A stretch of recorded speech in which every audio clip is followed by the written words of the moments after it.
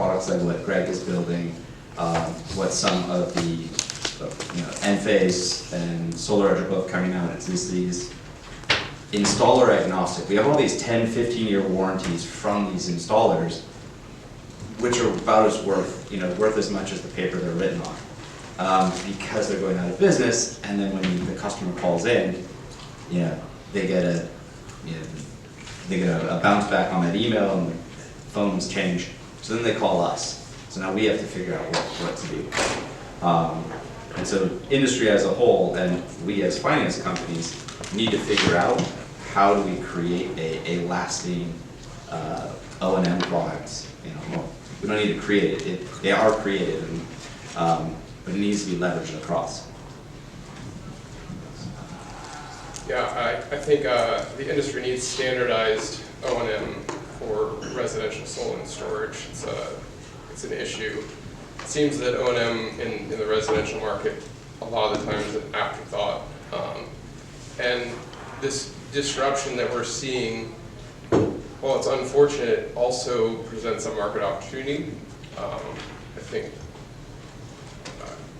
my company is not necessarily interested in this market opportunity, but we will go after some of it. There are a lot of orphan systems, a lot of customers that need support.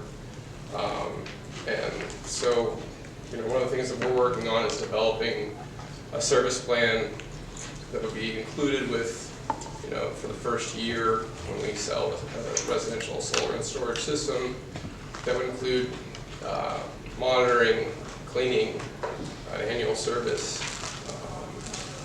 And we need more advanced monitoring as well, more than just logging into each individual portal, kind of like what we saw with the Enact portal, but also being able to get ahead of customers' true-up bills, being able to use things like predictive AI or machine learning, be able to tell when a system is performing, when it's not. Well, I'm certainly going to mimic what the other gentleman had said. I mean, it's both a burden and an opportunity. We end up being a foster parent to a lot of orphan systems out there. And a lot of the time, sometimes you walk onto one and you want to back out because you're just seeing issues you don't want to tackle, unfortunately.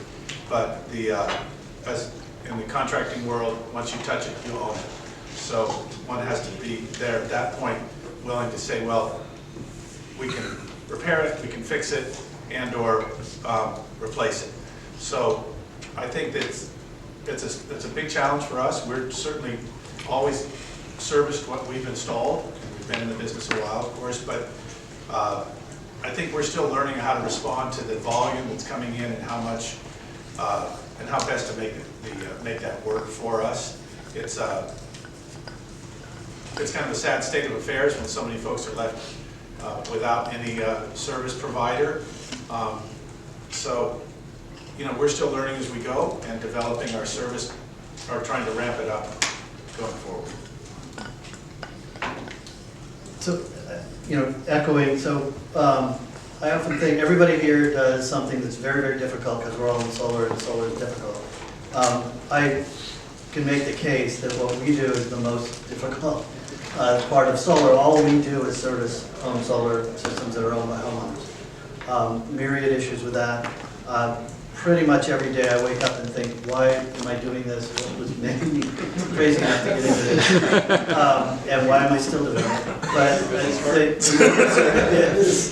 the answer is because the need is there. The need is acute and growing every day. I started Stable 6 years ago, and at the time it was a significant number of systems, but definitely a minority that were owned by the homeowners. It was somewhere 30 to 40%. Now it's a significant majority that are directly owned by the homeowners. They're responsible for it. A significant number of calls that we get are from homeowners that find out that the system's not working because of their electricity bill, which means it's been offline for 3, 6, 8, 9 months. So to kind of answer the question that Jessica brought up, one of the things, we recently worked with an installer that wanted to get out of the business or kind of shift. They're doing carports now, but they didn't want to strand their homeowners. So because I think the homeowners still had their home numbers is what but it was a smart thing for them to do. They reached out to us. We collectively reached out to all the homeowners. We sent them a joint email and basically said, look, your installer is not going to be working and able to service the systems any longer, but we have a partner that can do that. The downside is, of course, we're not, we didn't provide the warranty, we need to charge them, so we make it clear that, look, if we do have to roll a truck, we're going to do our best to be reasonable, but we're going to have to charge you.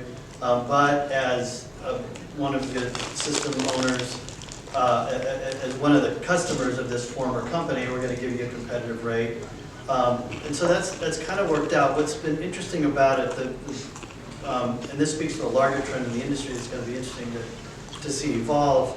I don't know if you all are seeing this, but we're seeing a significant, when I first started doing this, we figured we'd do mostly doing service tickets on sub-$1,000 tickets, $300, $500, $700. We go out, do an RMA, we go out, we flip a switch, do whatever. The majority, we found out, started realizing that the vast majority of our customers are much higher ticket items because they always want upgrades or some other. I'm thinking about getting an EV. Can you help me there? I'm thinking about adding panels. I want any myriad of different reasons that they are going to want upgrades. And so I think that's a silver lining, but it also speaks to the shortcomings of the industry because a lot of times they have to upgrade if they have systems that have gone out. We've had optimizers that are no longer manufactured. You can't even replace them, and you can't, even the same manufacturer's product of today will not work with those products. And now you're looking at having to replace every optimizer in the system because 2 of them are out. I could give you 15 more examples, but the point is that for good or bad reasons, we're seeing a significant number of upgrades that are far more significant. And like I said, I think, I don't know if the other Greg has seen that as well, but it's starting to be an interesting trend. And with EV and storage, that's definitely going to accelerate in the next couple of years. Well, an example, I suppose, of that would be older versions of, say, SMA inverters, the first inverters, some of the first inverters that really hit big, we said before, Trace and Xantrex and all that. And you cannot get those older inverters. So how do you swap it out? What's a compatible new product, aftermarket product that's going to fit or may not fit? We're looking to the repair industry, really. There's people out there now that are repairing old inverters, aftermarket repairs. But it's a real challenge. I'm not sure there's an easy fix to it, and sometimes you have to throw up your hands and say, we're going to have to do an extensive rebuild because the product lines that you had 10, 15 years ago aren't available to us. And it's kind of tough to say that. I'm sure Greg here probably understands it even more because that's the focus of their business. But we certainly feel it every day. Yeah, I mean, one of the biggest challenges we face is trying to figure out, can we use the same brand? Do we have to swap it out? Have manufacturers, even within the same line, we had a system in San Francisco where we had one of the little SMA inverters that like this big, but it weighs like 2,000 pounds. They're insanely heavy. That's old, early version Sunny Boys. So they shoehorned it into a space, so we couldn't fit the newer, bigger, but lighter Sunny Boys wouldn't fit in the space. So then we said, all right, let's go find one that's the same size. We find one that's the same size. Luckily it's going to fit, but it's a single string. And back in the day, it was like a, 2.5 kilowatt system, but they had 2 strings because there was probably 15 panels on the road. And so that's just one small example. We're constantly dealing with those kind of, like, how do we deal with those? Like I said, the upside for us, on the financial side, is that we do a lot of upgrades that don't necessarily need to be upgrades, but you can't find compatible products, so now you're going to have to rip everything out and start over again. It's not an ideal solution, and by the time we've gotten to that solution, we've probably expended so much money that we're barely going to break even. So we're still far from being where we need to be in the industry. It's still the Wild West. We're getting better, but baby steps. So.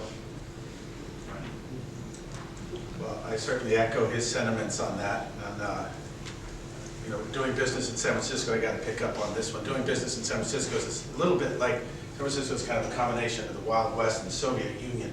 So, it's a nothing easy scenario. You know, we try to do the best to represent ourselves, of course, you know, with a welcome packet and then some kind of closeout package, and educating the customer, the client, as best as possible so that they can be observant with or without a monitoring system. If there's internet, you know, we don't want to run off for an internet problem, so that they are hopefully as well educated as possible to identify any issues early on, so it doesn't sit there for 2 or 3 months and go, hey, what the heck would happen?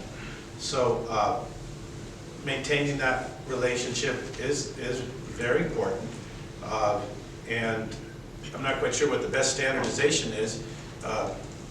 Being able to pick up the phone and respond is the best, I think. But Yeah, I mean, you know, we're seeing, you probably are as well, but we see existing solar owners, and I think what we've seen more and more is they are becoming more sophisticated and more knowledgeable about solar.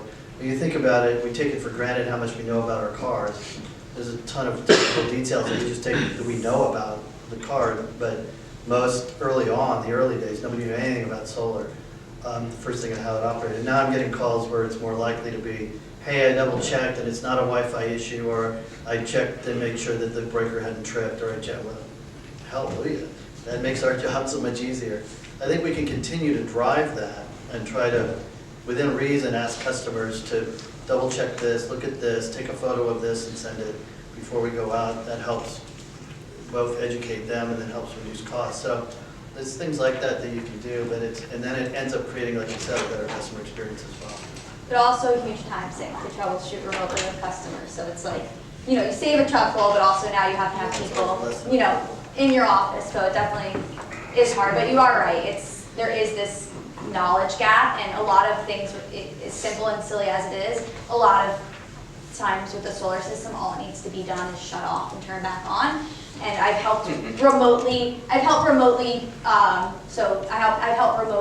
get systems back, like over 1,000 systems. We had like a big competition at my previous company who could get the most systems back online remotely, and a lot of times customers would just be scared. They wouldn't pull down the AC to DC disconnect. They're like, it says warning. I'm like, I promise you, you can pull that lever down. You're gonna live. I'm here on the phone with you. If anything happens, which nothing will, don't worry, I'll get someone out there. So I think that's also the other thing is, even when you try to do the remote troubleshooting with the customer, they're so scared to touch anything, which then also makes it hard. So I think really, you said it really well, it's education, and you're starting to see that, but I still think there's a big, even I think Enact can even improve upon our process, and every time we try to do an opportunity, but I think helping customers understand how to remotely troubleshoot their own system will also kind of solve some of the problem as well. Thank you. Yeah, I said it before, but I do think that it would benefit the industry to have standardization for EPCs to offer a service plan that includes monitoring, cleaning, annual service. That would just improve the overall customer experience. And something like that could be transferable as well.